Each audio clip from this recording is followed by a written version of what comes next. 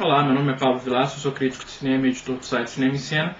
E na nossa conversa de hoje eu gostaria de partir da notícia de que 300, o filme do Zack Snyder com Rodrigo Santoro, se transformou num sucesso quase imediato de bilheteria ao ser lançado nos Estados Unidos.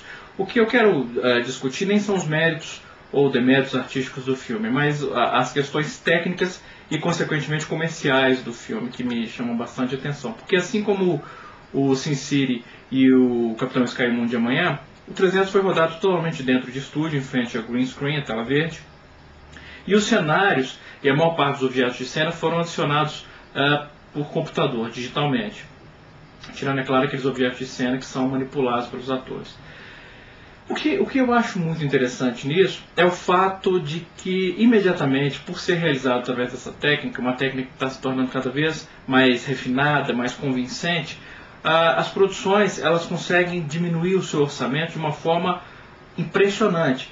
Um filme com a escala épica do 300 certamente envolveria não só, claro, muitas locações, mas como uma figuração imensa, a construção de cenários, mesmo que parte desses cenários fosse complementada digitalmente, como é a praxe hoje em dia,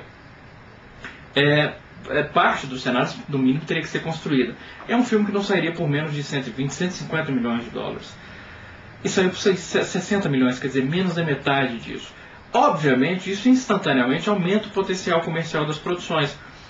E é uma ferramenta muito interessante para cineastas que têm projetos grandiosos, mas ainda não têm vamos dizer assim, não tem o currículo necessário para convencer um grande estúdio a colocar todo aquele dinheiro no seu projeto.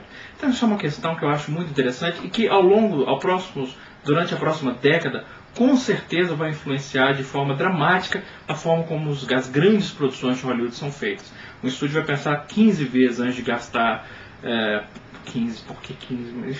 Vai pensar várias vezes, 10 vezes, pronto, número redondo, antes de gastar 150 milhões de dólares num filme para ser rodado de uma forma convencional, se ele tem a opção de gastar metade disso, e a tendência é que essa técnica, ao ser refinada, ela diminua mais ainda o valor envolvido, quer dizer, ela se torna cada vez mais barata. É preferível fazer dessa forma do que fazer de uma forma convencional. Os estúdios obviamente vão pensar nisso. Ainda falando de bilheteria, uma questão que me chamou também bastante atenção recentemente foi o relativo fracasso comercial, pelo menos por enquanto. A gente não pode falar de fracasso para um filme que está em cartaz há 2 semanas, do Zodíaco, do David Fincher. Em artigos no New York Times e alguns outros jornais americanos, o Movie City News, por exemplo, o editor Dave Poland, argumentou que o fracasso do Zodíaco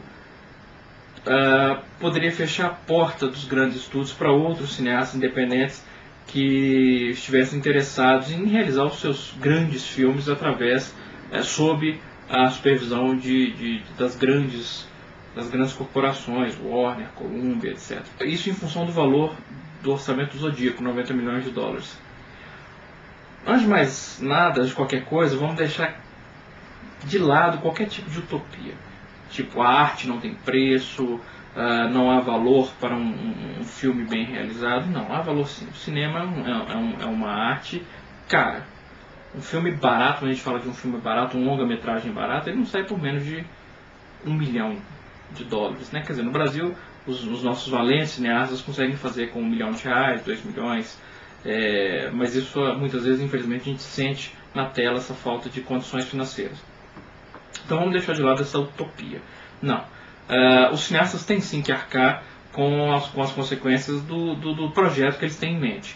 Um filme, o Darren Aronofsky, ele teve que reduzir a sua visão de fonte da vida consideravelmente para realizar o filme. Mesmo assim foi um filme caro que se tornou fracasso de bilheteria. Um filme com menores expectativas comerciais é um filme que tem que ser realizado com menos dinheiro. Quando a gente fala para um diretor ele ter total controle criativo sobre a sua obra, ele tem que estar pensando em realizar um filme de 5 milhões, 10 milhões no máximo.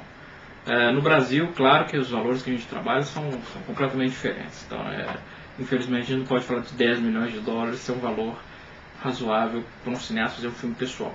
Eu lembro, na época do lançamento do Tiradentes, numa entrevista com o diretor do filme, cujo nome eu nem vou citar, Ele dizendo, foi mais ou menos na época do Titanic, ele dizendo, se o James Cameron pode fazer um filme de 200 milhões de dólares, por que eu não posso pegar 3 milhões de reais e fazer um filme pra mim? Porque no Brasil, para começar, o dinheiro é público, através da renúncia fiscal. Então ele não pode pegar 3 milhões de dinheiro público e fazer um filme com essa mentalidade que está fazendo um filme para ele. Mas um filme péssimo como Tiradentes. Em escala hollywoodiana, o cineasta também tem que ter a sua responsabilidade, saber que se ele quer fazer um filme pessoal, ele tem um limite de preço ao qual ele pode chegar, um orçamento que ele pode chegar. Não adianta ele querer que o estúdio pague 50 milhões de dólares para sua visão pessoal, porque o estúdio tem que arcar, tem que arcar com as consequências daquele dinheiro gasto, junto aos acionistas, junto aos executivos, enfim. E até o próprio futuro do estúdio. Senão nenhum estúdio vai para frente e acaba-se o cinema. Claro, falando exagerando muito.